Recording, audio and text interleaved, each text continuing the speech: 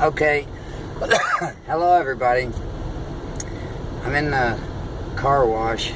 I like to come to and hide inside this bay and cool my van down when it's 90 degrees outside and sit in here for a while and hide until somebody wants in.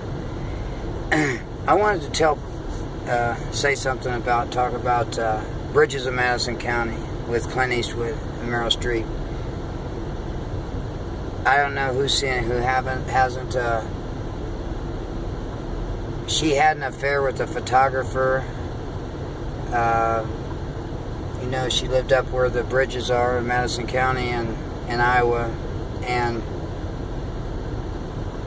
it's her. She has died, and her children are there, and they're going through her things, and they find letters that she had written to Robert Kincaid, this National Geographic photographer.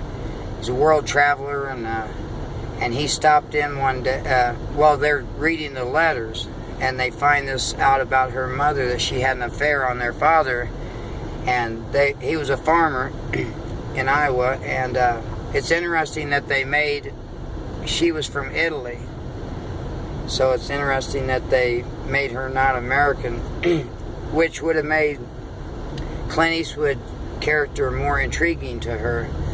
And so through them reading the letters, the story goes back, and she wanted to tell her children that he was the love of her life, and try to explain some things about her life that her children never knew, and help them understand her better. And so one weekend, it's going back, and the children are grown now, 30-something, and she's died, and it goes back to when she met him, many years ago, I guess, when they were about 15 to 17 or 18 years old. And they went on a 4-H thing with their father. Her husband took them on a 4-H thing and packed up, and they left her alone for a few days, and he came by to photograph the bridge, and asked her directions in the beginning. So she was fascinated by him, and he had to come out there, and she showed him around and all this stuff, and they got to talking, and I suppose it's lonely on a farm, to say the least, for me. And so I want to talk about 3 scenes, and that's where they get closer and closer until she invites him for dinner, and he doesn't really want to. I guess he's a womanizer or not, we don't know. He's a good man, he's not, but he's been all over the world, and surely he must have had a lot of women. So she asked him to come to dinner one evening, and so he's sitting and he's deciding whether or not he should do it. If it would be innocent, enjoy each other's company, or whatever, lead to more. And it's interesting that usually when women have affairs, I don't know, I guess it goes both ways, but they wanted to put the blame not on him, because we didn't know if he was a womanizer or not, so they wanted to try to push the blame off on her.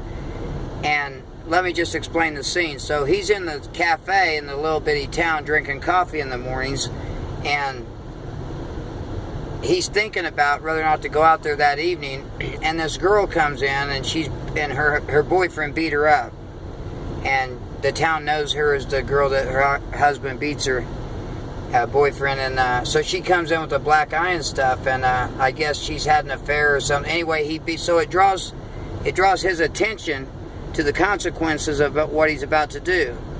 So then he goes out and he makes a phone call, and he tries to get out of it, and then he decides it's kind of innocent, and she talks him into it. So then he goes out there, and of course they're getting along fantastic. This is exciting for her, and I don't know if it was that night or later or whatever, but they end up sleeping together.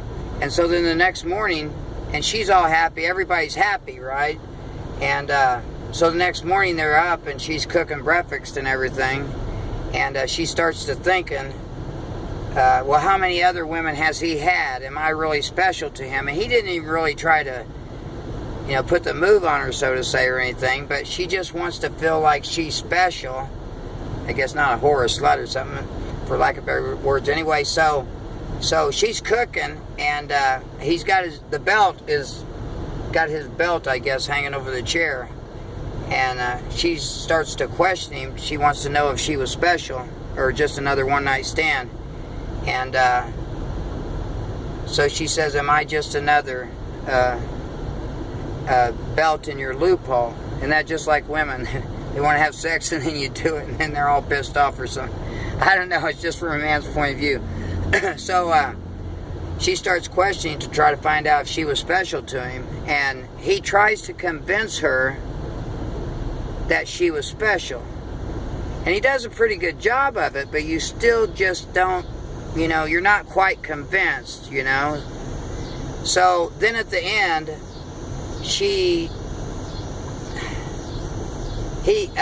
I think he wants her to go with him, and and then her husband comes home, and she's trying to cover up what happened, and she's thinking about, or maybe he doesn't want her, but she wants to go with him and leave with him, but she can't leave her children. She has to stay a few more years for the children. That's just my opinion, but you see so many women that they won't get a divorce and they want to stay for the children, and then after that they, they're 30 or they're 40 something, and then they leave, and then they're kind of all pissed off. Just my opinion, but but now they're trying to get a nice man and everything, and all the men want the younger women, and that's terrible. And so we don't really know if she was really special, I guess. And it's the morning he's supposed to leave, and I think he told her that he wants her to come with her, and he's hoping or something that she'll show up. And so the husband comes home, and she's trying to hide that there's nothing wrong and none of this happened. And he's in town getting gas, and it's pouring down rain. You probably saw that in some of the trailers.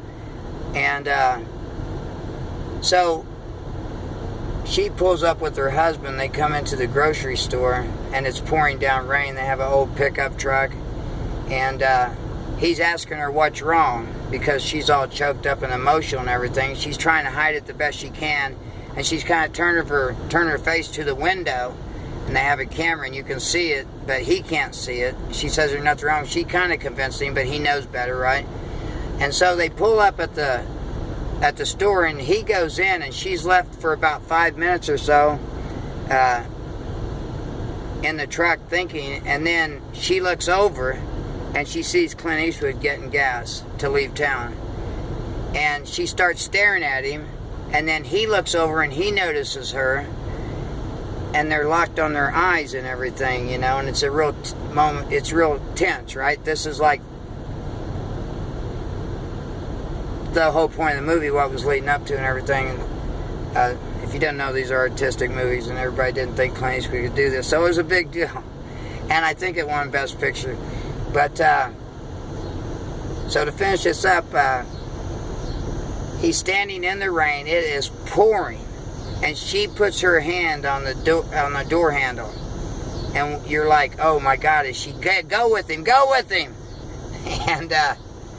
And so he steps out away from the truck and walks toward the road 6 or 7 feet, and it's pouring down rain, just pouring, and he stops and he stands there and just stares at her, and you're just all caught up in the moment right there. It has you. There's nothing else exists in the world, and you're just watching.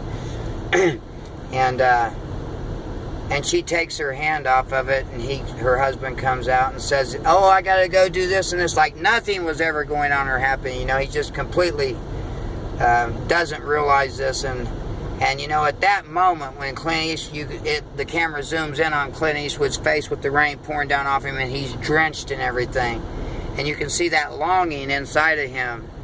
At that very moment, you knew she was special. Okay, if you haven't seen it, you gotta watch it. It's a long video. 100 Time Nothing Films. I love my girlfriend.